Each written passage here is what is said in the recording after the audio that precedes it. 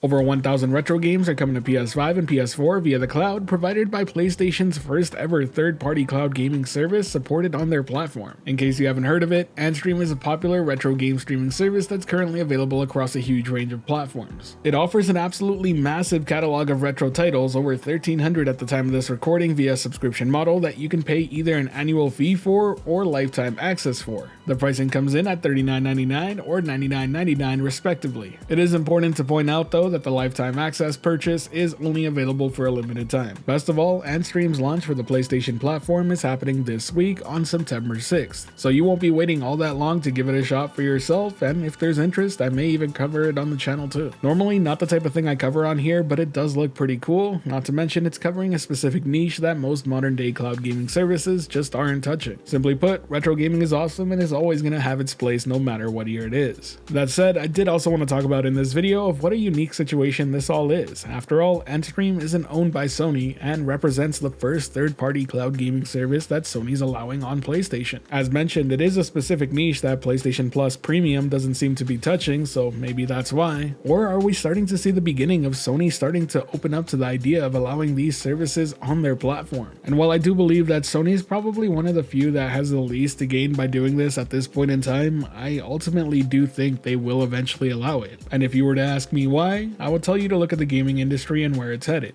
There's Nvidia GeForce Now, which caters to the PC crowd and has support from the likes of Xbox game studios despite them offering their own cloud gaming service. And Xbox wants as many players as possible, so they're supporting as many platforms as possible. In fact, they just launched on Amazon Fire Stick TVs. And Fire Stick TVs have already supported Amazon's very own cloud gaming service, which is Amazon Luna. There's already a lot of crossover in the space, and there's undoubtedly going to be more, as Ubisoft is currently testing their own streaming service. And you can bet that if they're doing their own thing, there's probably other gaming publishers also wanting to do their own thing. I'm sure that even Sony themselves want PlayStation Plus Premium to be supported on PC and other platforms as well. And while one could argue that Sony probably has the least to gain out of all the names I've just mentioned, I would still point out that their whole deal is selling you hardware and keeping you on their platform right now. Unlike Xbox's messaging, it does seem like Sony's very clear that they want to sell you hardware at least for another generation or so. There's already rumors circulating that the PS5 Pro announcement should be sometime this month, and based on the success they've had with the PS5, the PS6 is a shoo-in to happen. That said, what I think matters most to Sony is not only making sure people buy their hardware, but people see it as the place to play. And while it may sound counterintuitive to have a PlayStation just to use cloud gaming, after all, the whole benefit of cloud gaming is that you can play on any piece of hardware, I do really believe that cloud gaming and hardware-based gaming will coexist for quite some time. Cloud gaming is undoubtedly the future in my head, but it's gonna take some time to get there. Even speaking for myself, I'm a cloud gaming believer, but I still own a gaming PC and a PlayStation 5. And even when it comes to cloud gaming on the go, yes, I can use my mobile phone and it works great, but I do most of my mobile cloud gaming on my Steam Deck. Right now for me, it's about having the best of both worlds available, and I'm sure it'll stay that way for some time as cloud gaming still improves and has room to improve. But that's a whole other topic to be discussed in a separate video. Ultimately, will PlayStation allow other cloud gaming services on their platform? Truthfully, I don't know, but I do hope so, because I do fully embrace the idea of giving consumers the choice on how they want to play their games. And I can tell you right now that if my PS5 supported GeForce Now, it would probably see a lot more active use and play. Better yet, Sony, take it a step further and allow your games back on GeForce Now's platform. Y'all are starting to embrace the PC space, so may as well embrace it full on and allow everything that makes PC gaming great, and that's giving users the choice on how they play your games. But for now, that's all there is to say. I've said my piece. Let me know yours down in the comment section below. Do you think Sony would allow other cloud gaming services on PlayStation? If you enjoyed this video or found it helpful at all, be sure to hit that like button, as it really does help the channel out. And if you're wanting more content like this, be sure to subscribe and hit that notification bell as well. As always, thank you for watching the video. This has been Steven from Anytime Anywhere Gaming, and until next time, I'll catch you in the clouds.